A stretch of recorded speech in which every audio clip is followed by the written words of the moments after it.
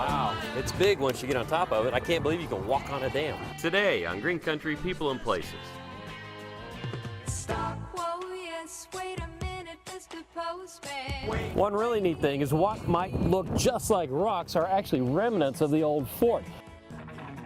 Have you guys seen any buffalo? They're like you, but bigger and furry.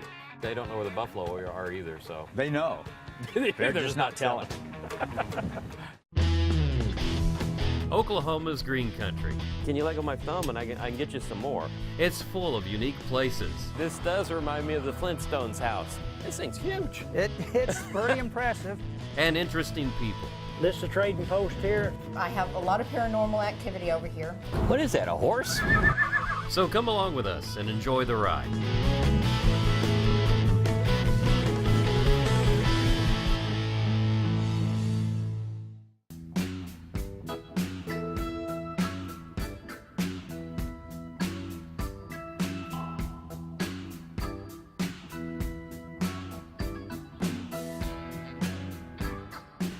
Wow, it is bright this morning, and damn, and I mean damn. We're at the Pensacola Dam on Grand Lake, and I've got Forrest with me today, and this is actually a pretty historic dam, isn't it? It's pretty famous. Yes, sir. It's on the National Register of Historical Sites. It's one of the longest multiple arch dams in the world. We're quite proud of it at GRDA.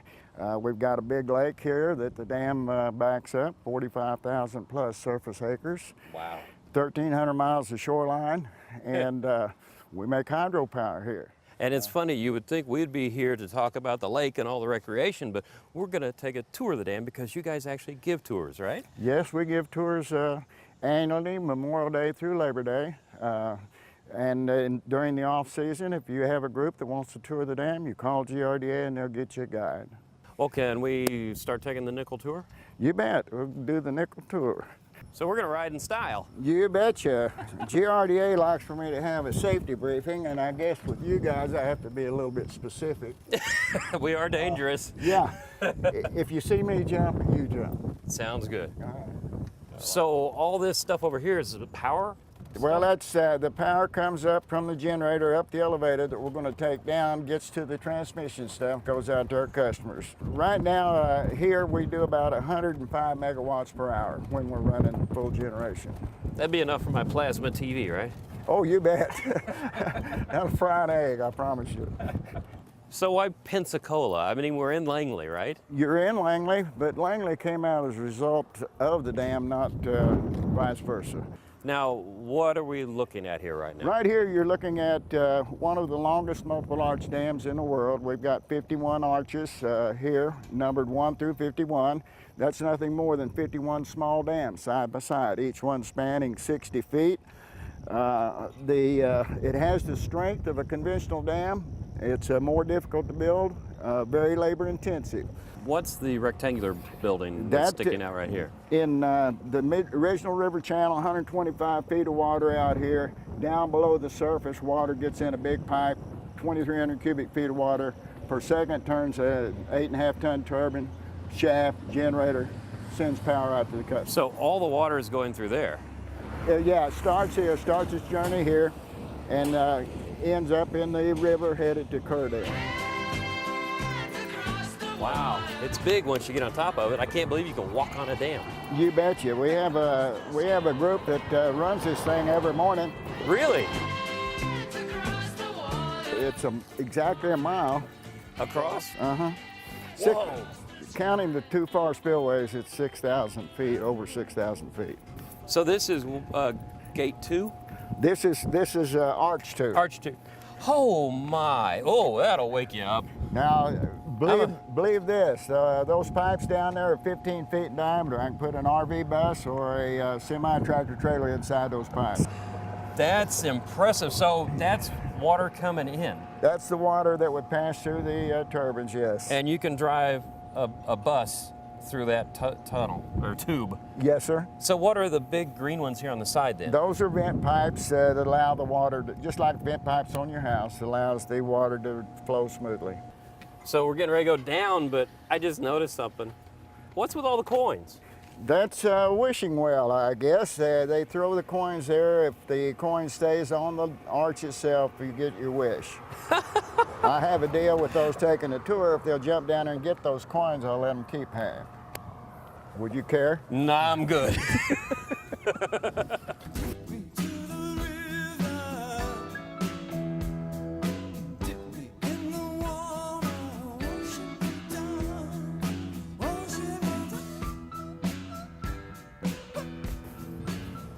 So this is how we get down in the dam? Uh-huh. You can drive down, but this is the way the tour goes. Okay. Unless you want to rappel. No. If I was doing that, I'd be picking up coins. There you go. Those are some cool buttons, by the way. Well, this gets our 1930s oldest elevator up here. Been running every day since the 30s. So you have to hold it to get it to work. You bet, and that's a heavy spring. And I really like this ruby crystal. That's kind of a nice touch. Boy, they did things right back then. Yeah, that's Jewel of Grand River, not Jewel of the Nile. There was 3,000 men that were, the common labor was making $16 a week, and they were glad to get it. They built this dam from start to finish in 33 months. That's impressive. It took them 6 years to rebuild the generators and replace the turbines. Must have been the paperwork. Wow, good old Otis. This is cool. Here we go. We're screaming down. As we go down, by the way, we've got 13,800 volts of electricity times 3 coming up here with us. Really? Going up to the transmission station. If we get a tank today, the military was good enough to leave us from World War II a World War II gas mask. Is the, oh, that's not a telephone string can phone, is it? That's a current maintenance version of a World War II cell phone. Really? Yeah. This one was last inspected July the 21st, 1943. So they actually used a string tin can to, no. You're getting current maintenance staff decided they would give us a World War II cell phone. That's no. I got you now. You guys have a better sense of humor than I realized. You're catching me sometimes. Well, we like for our people to enjoy the tours, and sometimes we have to get through the crust.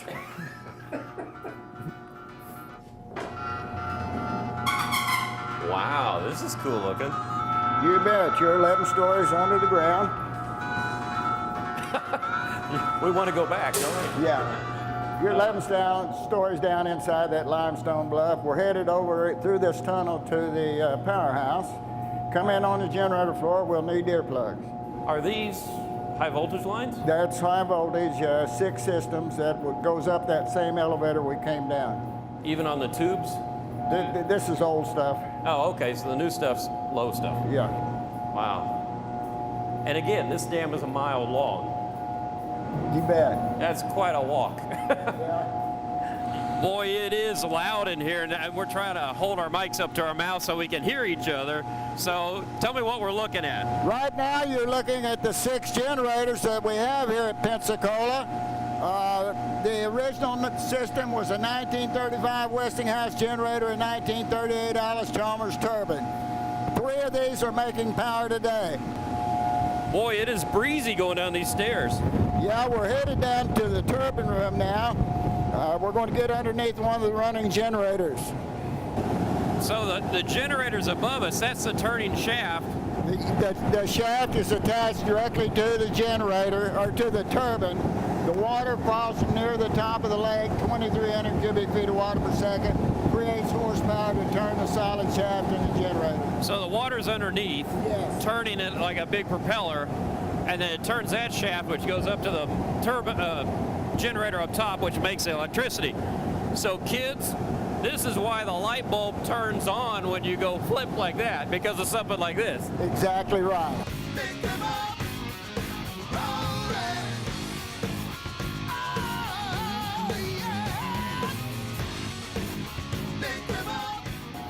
Those are buzzards. They're looking for the last film crew that I brought down here. Oh, that's comforting. Do I hear banjo music? Wow. I mean, we're now at the base, almost the base of the dam. And now you really get an idea about size on this thing. This is huge. And then these big tubes are what we saw from up above. And yeah, I can see how you can drive almost a semi through those things.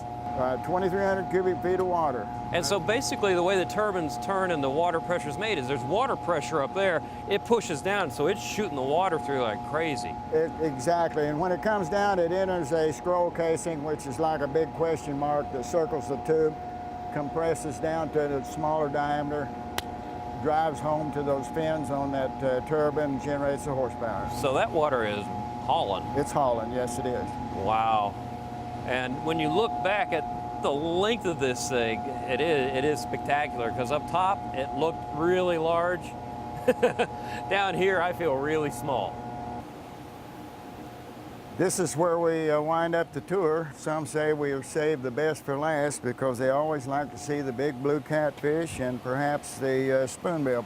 So all the water that's coming out right now is the water that's been making the electricity. It has made electricity, and it's headed down to Hudson Lake, Kerr Dam, where it may be used as in the stored water facility out at the Salina Pumpback, or passed on through the dam there, making electricity, headed on down to Fort Gibson Lake, Arkansas River, Mississippi River. It's all interconnected, isn't it? Every little bit affects the other one. You bet. Well, thank you so much for taking us on a tour. Hey, enjoyed it, and come back and see us. And I hope you're not a victim of the buzzards. Yeah, those guys are really worrying me, you know? Shoo!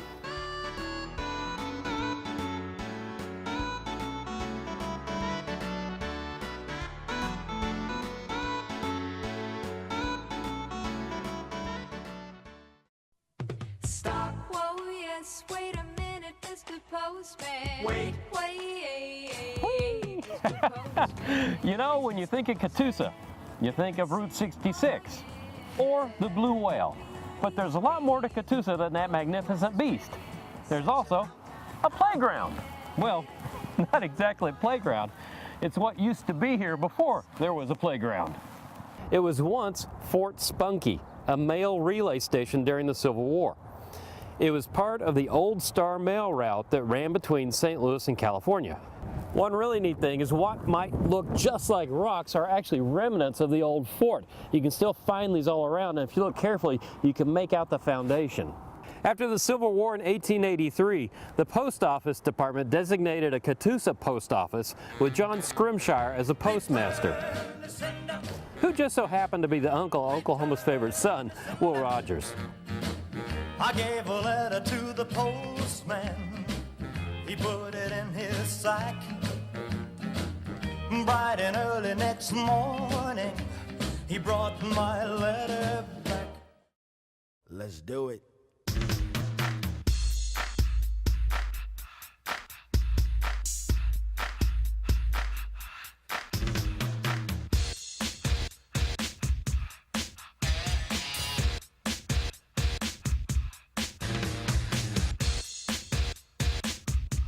One of the really neat things about Woolaroc Ranch is that you actually have to drive through the ranch to get to the museum. And along the way, going through acre after acre, you get to see all sorts of wildlife that they maintain here on the ranch. We've already seen deer and its fawn. We've seen some Cape buffalo. There was a really friendly ostrich that came up to talk to us. And right now, we're gonna go meet Bob, who's in charge of the whole place, and he's gonna show us some of the American bison, or buffalo, that they have on the ranch. So we're gonna go try the west side of the ranch. We're gonna see if we can find them up there. If they're not right up here, we'll take off towards Bison Lake up north and see if we can find them there. It's a little bumpy here, but by gosh, if we're gonna find bison, we're gonna find them at Bison Lake. Look out! I think I lost my oil pan. There were no buffalo to be found. The magic seemed to be missing. While we're searching for buffalo, we're gonna take a quick look at the original ranch house. Okay. This is the lodge home that Mr. Phillips built in 1925, and it really got the whole thing started. This is 8,300 square feet, 9 bedrooms. 8,300 square feet? Yep, 9 bedrooms, 9 baths. Small little informal getaway. He could afford it. Yes. Let me guess, one of the reasons Frank picked this place is because of the view, right? Location was everything, and this is Mr. Phillips's favorite spot. He'd sit on the front porch and soak this in on a regular basis. And it doesn't get a lot better than this. That's No. the Hall of Fame view for sure. It's incredible. And the craftsmanship and the fact that this is still here is fantastic. Yes, it really is. And like I say, it's 85 plus years old now. But this is the heart of Woolaroc. He built this, and from this, everything else kind of followed afterwards. But over the years, he and Mrs. Phillips entertained probably 150,000 people here at Woolaroc, and the lodge home was the key to that. We're still following Bob, looking for the ever-elusive American buffalo. Who would think that you could hide on 1,000 acres? Wow. Impressive, isn't it? It really is. And Mr. Phillips got here in the early 1900s, and he came here as a banker, and then the oil boom was really just starting, and he had the heart and soul of a gambler, so he wanted to get in the oil business. And by 1915, he was in it, and in it in a big way. And he and his brother founded Phillips Petroleum Company. By 1920, 1923, Phillips Petroleum Company was a major company and a major player, and he created this place because of he wanted a place for business entertainment. Right. He had people from the East Coast, West Coast, from Europe, and you got to remember that back then this was the Wild West. Still is a little bit, but it was the Wild West, and for people to come here.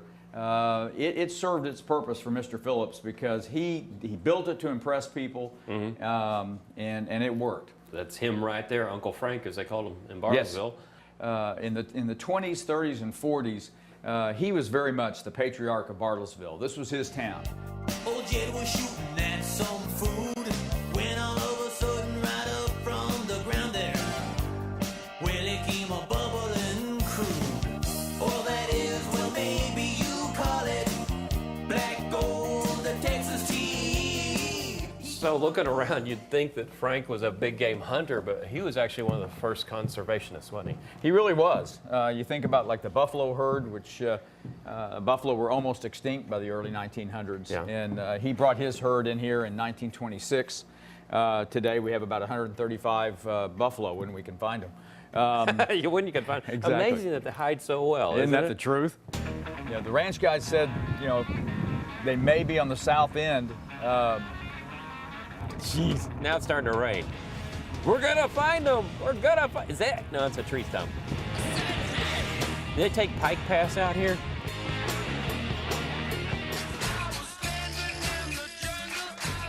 Most of these animals lived and died here on the ranch.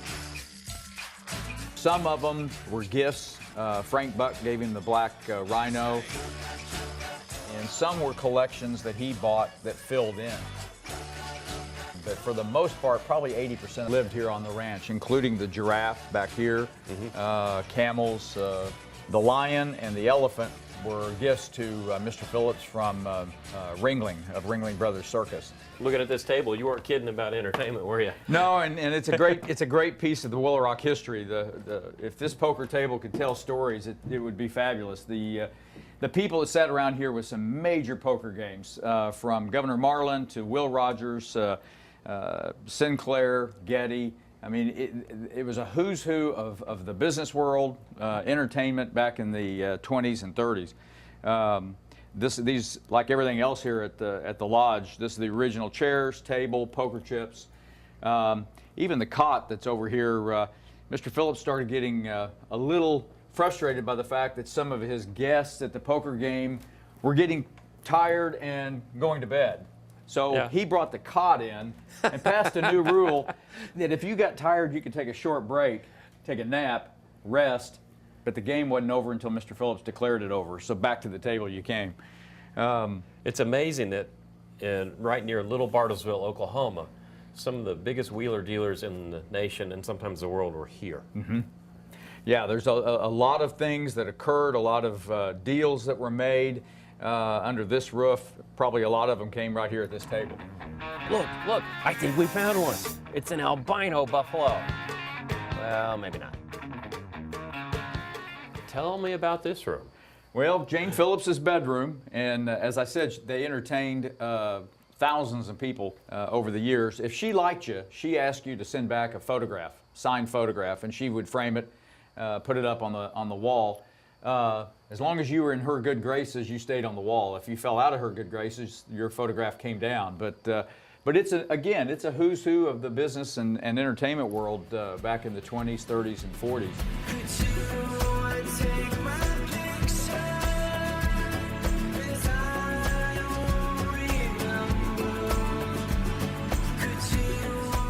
It's quite a group. And people, you were saying people wanted to be on this wall, right? Oh, absolutely. It was a status thing. Yeah, this showed that you made it. At least you made it in Frank and Jane Phillips's world. So it was important to have your picture up here. And Mr. Phillips was a very, very pragmatic man. He didn't do anything that didn't have a good business purpose. And an example of that would be he would invite to a big dinner party the leaders of the Catholic Church coming from the Vatican. They would wear their long robes. He would also invite the chiefs of the Osage, who were predominantly Catholic, Chief Lookout, Chief Baconrind, and he would ask them to wear full headdress. They would come here in full headdress. The Vatican leaders were just amazed by the look of these Indians, never seen anything like it before. And the Indian chiefs were in awe of their church leaders.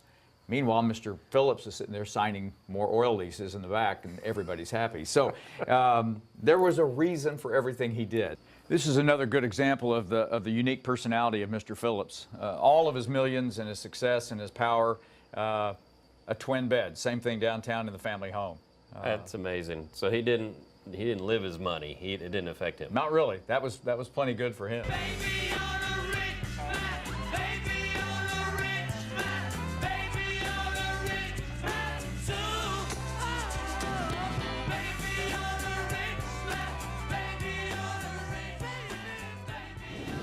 So when was this built? They started this back in 1927. First building is actually right there. That's the first part of the museum. The dome room, which we're getting ready to walk into, was the last room that was built during Mr. and Mrs. Phillips's life, and it was dedicated at their 50th wedding anniversary back in 1947. Wow, this is impressive. So this is where it started. This was the original museum that we're standing in right here. Why a museum, though? Well, he didn't come here with the idea of building a museum. He just started acquiring so many things. He had to have a place to put them. It started off with the airplane that he sponsored back in 1927. It won a race, came back here. He had to put it someplace, so he built what he called a stone hangar. That's where the airplane went. And the museum kept expanding as he kept getting more and more things, and we ended up with a 50,000 square foot museum. Charlotte. Yes. Have they found any buffalo? Have we found any buffalo yet, Jim? Nope. Story of our lives. Everywhere we go, can't find a buffalo. It's like going to the Pacific Ocean, you can't find any water. This is one of the finer Native American museums around. I mean, there's some phenomenal stuff in here. Yeah, it's literally one of the very best collections in the world of Southwest art. And it just goes through with the Native American Indians to the cowboy, to the conflicts between the two. So he actually was documenting history. Yes, very much so. And he didn't hide anything by the conflicts being represented here. Exactly. And one of his primary purposes here at Woolaroc, still is today, but one of his primary purposes was to preserve the history of the West. That was huge to Mr. Phillips. He felt like it was such a vital part of our history and a very small window that it occurred in. It was about a 20-year period of time in the American history. And he wanted to save it and be able to share it with future generations. So that's really what his museum does. Have you guys seen any buffalo? They're like you, but bigger and furry. One of the amazing things is we just drove all over this ranch. Right. We never saw them. No. So where did they come from? Well, I don't know, but I was asking them, but they don't know where the buffalo are either, so. They know. They're just not telling. I think I just heard thunder. Yeah. Well, this is interesting looking. Yeah, the Mountain Man Camp is one of the favorites of all of our guests. Morning, Wes. Good morning. How's everything? Good. They've set this camp up. It's an authentic 1860, 1865 traders camp. And Wes and his brother and some others are down here in period outfits. and show what life was like back then. And it's quite an educational opportunity for kids. Rain or shine. Rain or shine. Right. Exactly. They're here all the time. Throw the tomahawk, teach kids how to throw the tomahawk, how to shoot the black powder rifle. Wow, no TV, no electricity. Just, No, no iPhone, no internet. and no buffalo. And no buffalo. Nobody knows where my buffalo have gone. Nobody knows my sorrow. Nobody knows where my bison are hiding. Nobody knows where they're gone. Well, we technically found them. Yeah, we did. This is sort of the little private sanctuary where 4 or 5 of them are hanging out, and there's still about another 125 unaccounted for. Somewhere. Somewhere on the 3,700 acres. But we can say we actually got to see a buffalo. Yep. Actually, 4 or 5. It's better than nothing. Yeah, that's true. You know, I want to thank you so much for taking us around today and showing us, and appreciate all the effort on the buffalo hunt. Well, it's been wonderful, and you know, come back again. Maybe we can find the entire herd. Yeah, and I guarantee you, if you come out and drive around, you're probably gonna have a lot better luck than we did. It's just bad living on our part, I think. Yes, indeed, we do have buffalo at Woolaroc. Clearly, we were just looking in the wrong place, and thought I'd better prove it to you guys. I want you to think the entire Woolaroc thing was a pure illusion. The search is over. Love was right.